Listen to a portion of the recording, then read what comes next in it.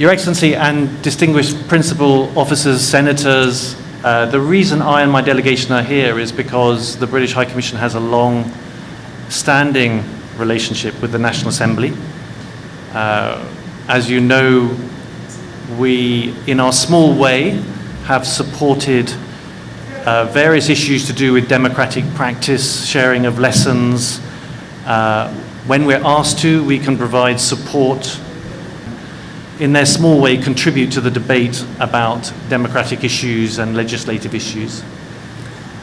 And Your Excellency, the reason why I wanted to pay my respects, pay my courtesy call, but also bring my delegation, is that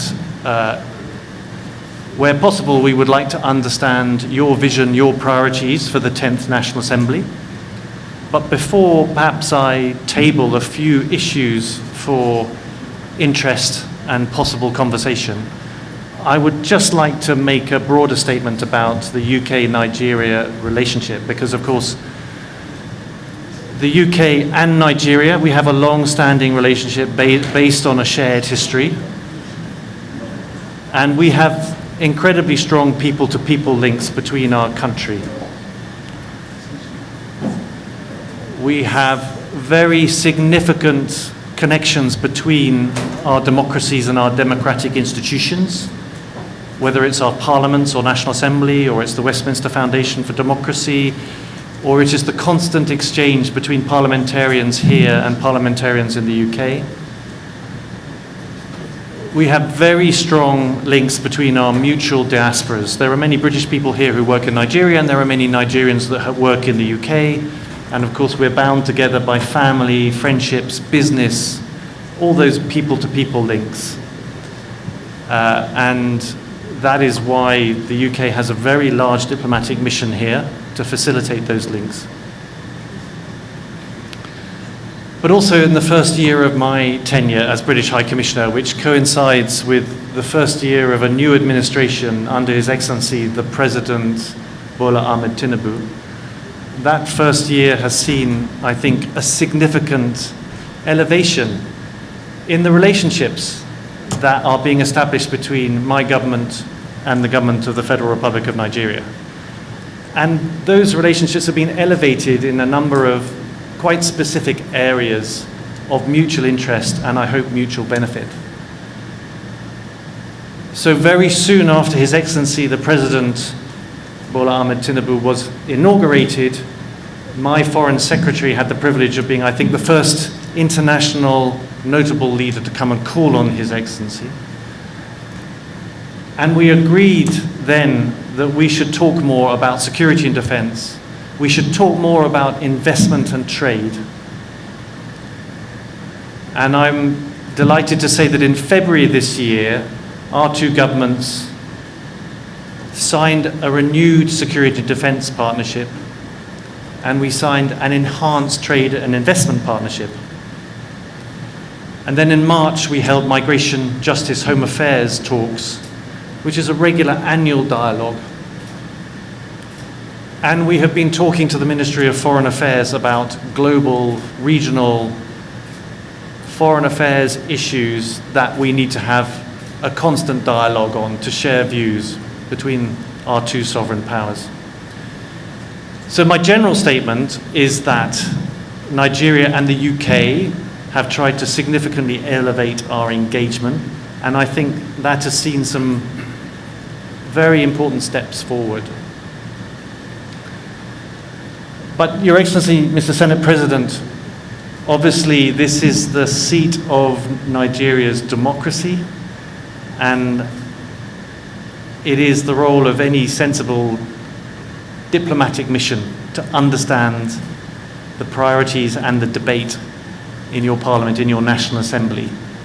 And so I come to understand how you see the Nigeria challenge, the Nigeria progress, the renewed hope agenda, how diplomatic international partners can get behind that, but also to understand the debate that you're having about the big and bold economic reforms that are happening, some of the constitutional review debates that you're happening.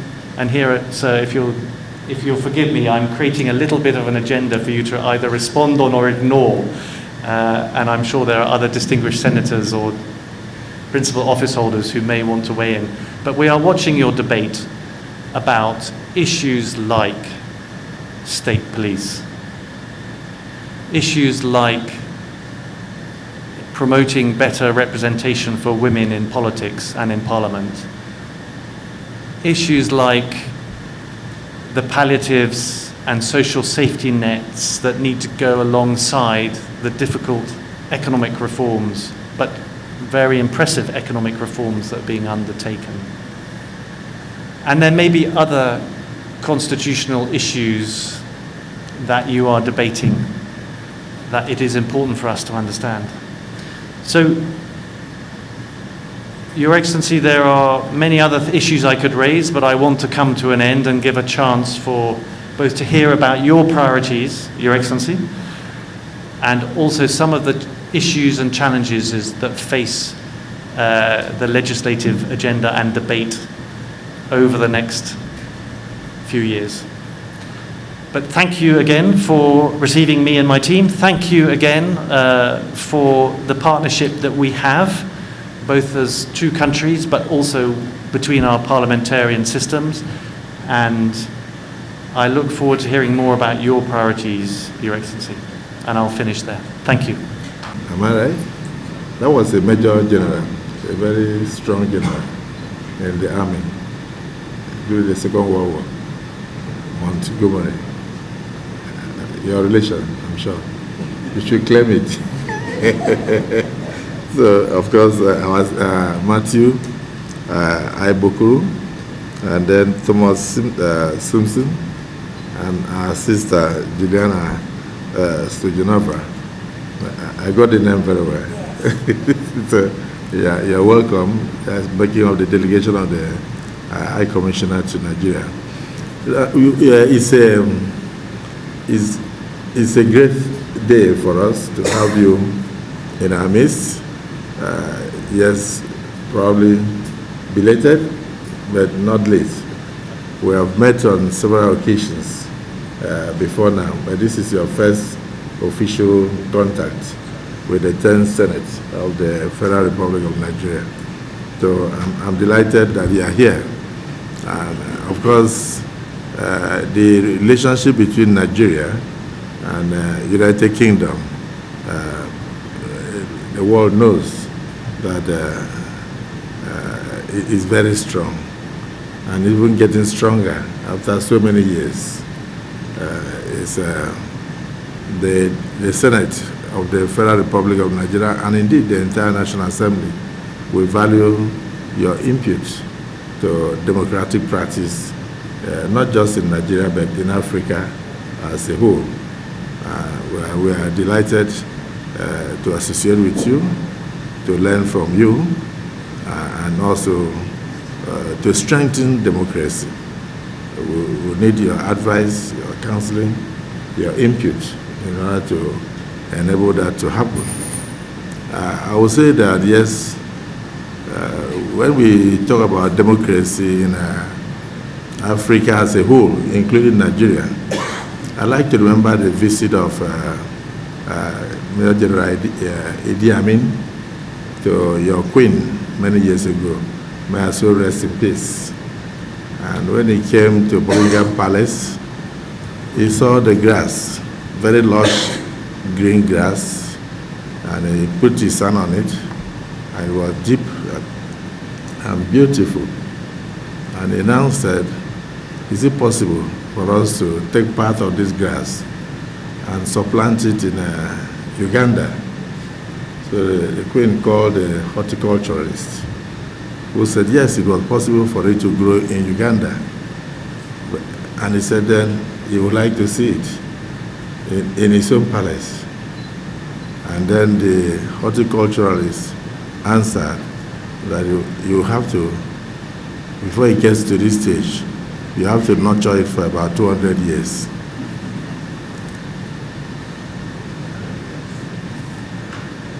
You have to nurture it for how many years? 200 years. So ours is a nascent democracy. before we get to the stage of what happens in the United Kingdom, we have to practice it for at least 100 years. So we are still in a learning curve.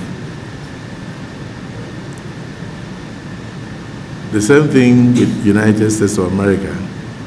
Some of the teething problems they had when democracy started, it took them probably 200 and almost 40 years for them to get out of those problems.